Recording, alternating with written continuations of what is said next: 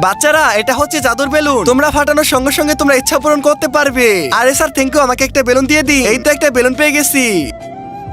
ঠিক আছে, সবাই ফাটিয়ে তোমাদের ইচ্ছা পূরণ করে নাও। আচ্ছা স্যার, ঠিক আছে, আমি তো আনলিমিটেড টাকা চাইবো।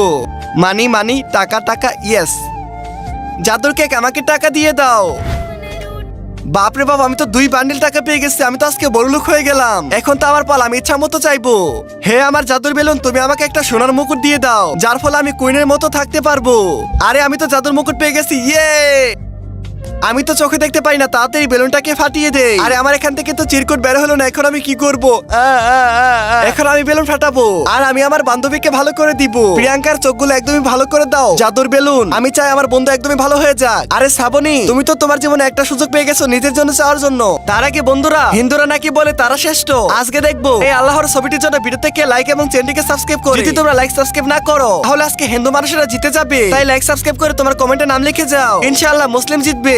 স্যার, আমি চাই আমার বান্ধবী ভালো হয়ে যাক, চোখে দেখতে পা। আরে বাবার, এখন তাড়াতাড়ি আমার কাপড়টিকে খুলতে হবে। আরে বাপরে বাবা, আমি তো চোখে দেখতে পারতেছি। যারা মুসলিম অবশ্যই সাবস্ক্রাইব করে তোমার কমেন্টে নাম লিখে যাবে।